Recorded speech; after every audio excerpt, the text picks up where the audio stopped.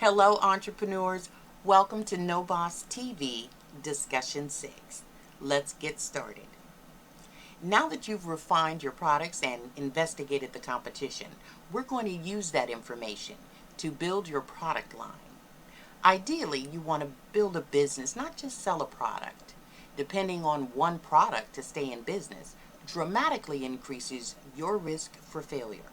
This is why investors like ideas that are scalable in case the what if comes true.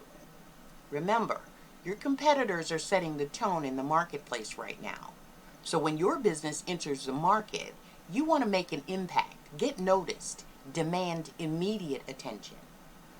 While your primary products and services are the core of your business, there is no harm in building a strong income stream by expanding your primary, adding secondary, and offering extended product line as well.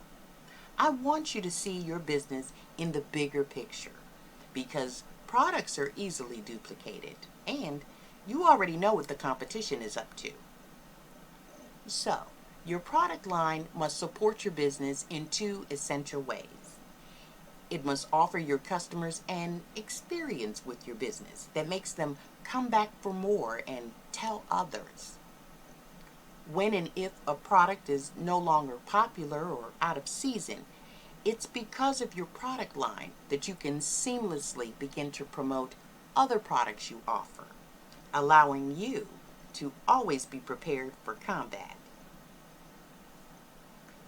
Good customers are hard to find, so when they come along, you want to give them every reason to stay. You never want to have to send customers away or refer them somewhere else. Your primary products are the core of your business. They're always offered and the very reason why you're in business. So they take precedence over any other products that you offer. You should always look for ways to improve your primary products, excel their quality, or expand on the options of your primary product line. Secondary products should complement the primary. And while they're not required products, they are beneficial products for the customer. And of course, they increase your sales. Secondary products could be a different type of primary product. Secondary products could be accessories to your primary product. And secondary products should encourage repeat business. Your extended products should support your company image and reinforce your brand. These income sources could take a life of their own. So using your brand for gift cards or prepaid debit cards could certainly pay off in the long run. Overall, your product line should be complete in that the needs of the customer are met. Let's look at some examples of how you can offer a complete product line. Let's say you sell cars. This is your primary product. Your secondary product could be customizing options, while your extended products could be repair services or auto detailing. I know what you're thinking. This is common when you buy a car. That's true, but what if you are a used car lot, offering customized options for that cracked windshield or broken radio? What if you partnered with another business for the auto repairs or auto detailing services, providing your customers a full experience? This is the type of creativity and well-rounded planning that your customers will come to enjoy and appreciate, knowing that they can call you for all their needs makes their life or their job easier, and it makes you money. Now that you know what's included in your product line, you want to track that activity of the products that you're selling. Now, with the history of purchasing and sales activity, you can then determine what stays and what goes. But to do this, you need to implement a system to identify your products. I'm sure you've noticed barcodes and item numbers on price tags before, and I don't know, you probably just assumed they were to keep track of what's being sold or maybe cut down on employee theft. Well, that's pretty much what's going on. However, depending on how you set up your product identification system, you could learn a whole lot more. While the item you're selling or deterring theft is obvious, it's also invaluable for inventory control, like replenishing stock, moving stock, first in, first out. Accounting purposes, documenting your sales and your cost and determining profits per item. It's invaluable for your advertising and marketing efforts. I mean, have you ever wondered why your advertising seems to speak to your very needs? It all factors into being able to track the products that you sell. Now, I'm not expecting you to set up some elaborate system for your business, but I do want you to be aware of the value in having one. In the bigger picture, how will you handle tracking this information as your business grows? So when you start to set up your identification system, I want you to think about what information is important to you. Do you want a system to help you replenish stock, store location information, or vendor information, or which employees are providing services? Let's look at a product and assign an ID. Let's say you're in business selling promotional items to other businesses. You sell hundreds, maybe even thousands of items. One being this coffee mug. The product name is an important extension of the product, both for internal inventory control and external marketing.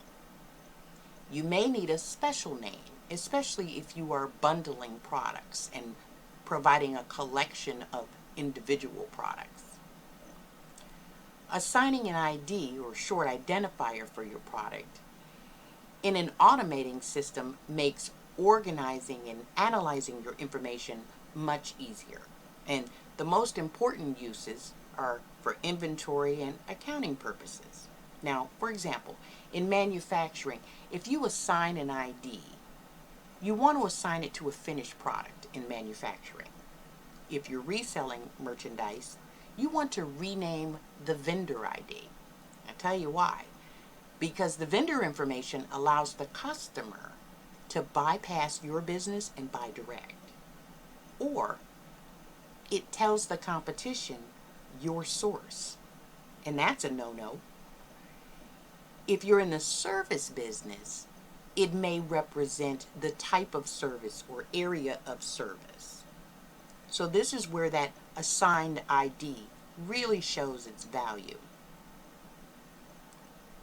Your product description should be consistent internally and externally when used, because it should give the full details of the product information to the reader.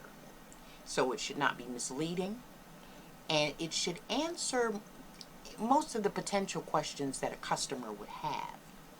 And if you need some ideas about your specific business, look at your competitor descriptions to get ideas about the most important information to include in product descriptions. The size is self-explanatory. However, the variables should identify any options, colors, theme options as they relate to a specific product. Let's look at the product ID itself to determine where this information came from. We assign the product ID Mug 12 White 01. Mug has been assigned to a department. 12 represents the capacity of the mug, 12 ounces. White represents the main outside color of the mug, while 01 could be used to reference the style of the mug, the inside red coloring, or the vendor where this mug was initially purchased, so it would be easy to replenish stock. Now, remember when I touched on the ID being valuable in your marketing and advertising efforts?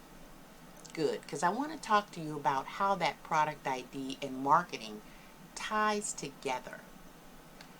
Just as your business has a life cycle, so does your products. A product's life cycle dictates your marketing and promotional efforts.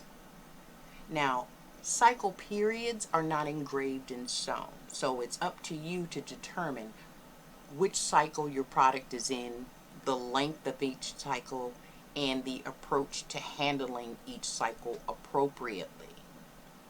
If your business is annual, you have longer cycles versus a seasonal business, where the cycle is likely from offered this year versus being offered next year.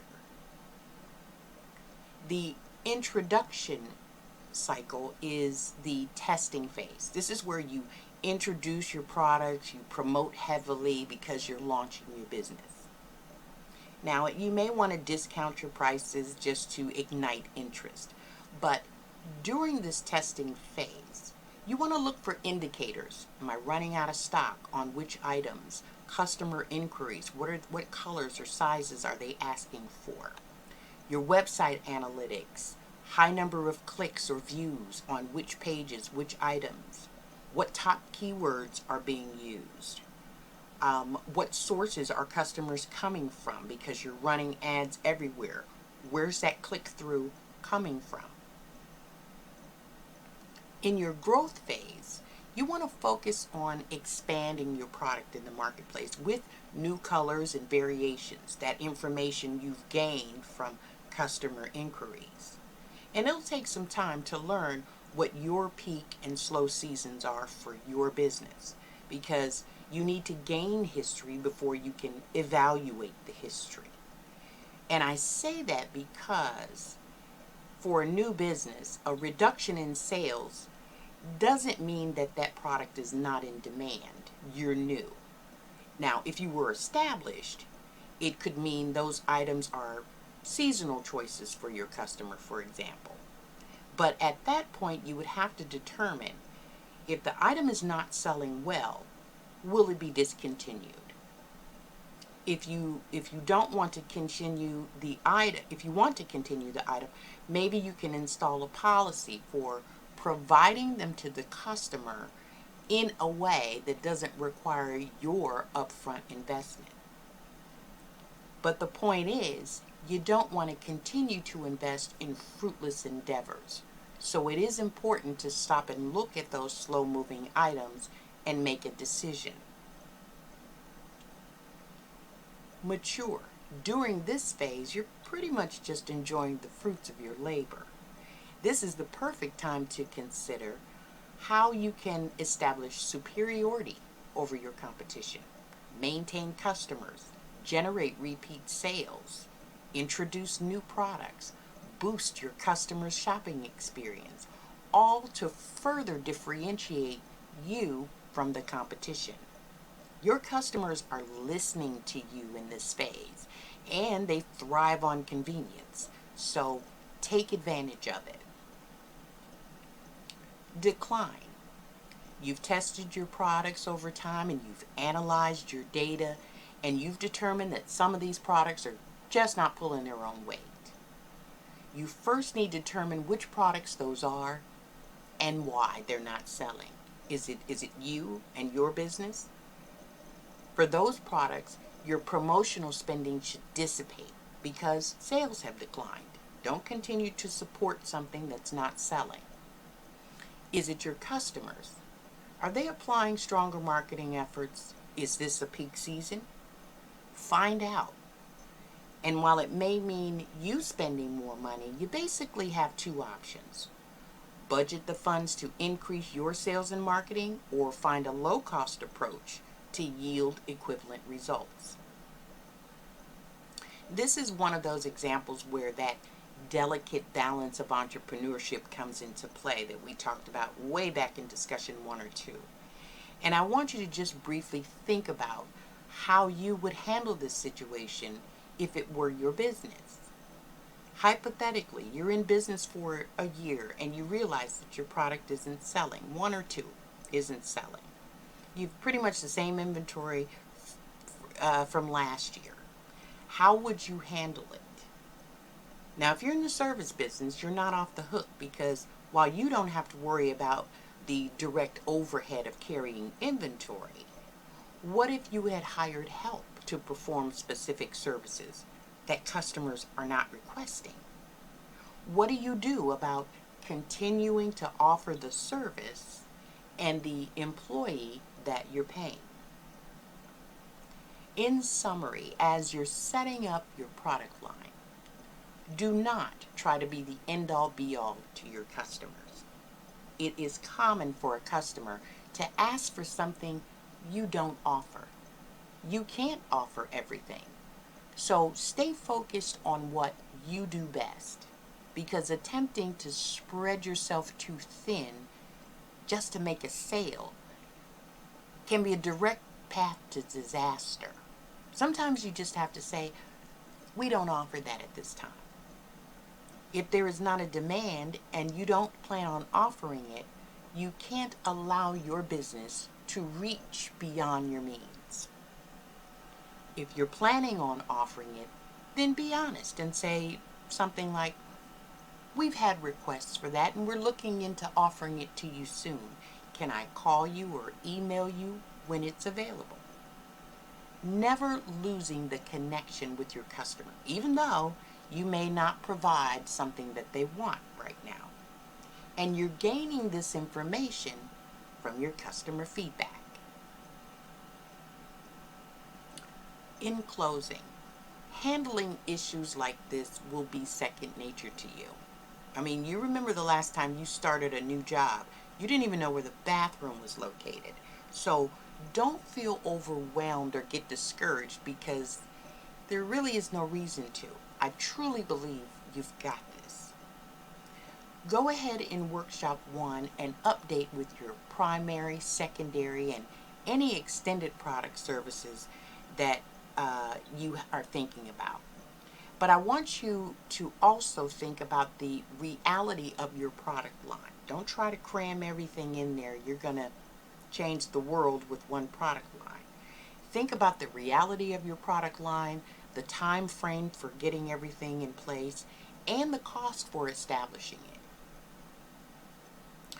Identify in the workshops what you plan to implement this year versus next year, because this doesn't have to happen overnight. Your product line doesn't have to happen overnight. Collect your thoughts, cultivate your ideas so it's there in black and white for easy reference for you. And this concludes discussion 6. I look forward to talking to you in the next video.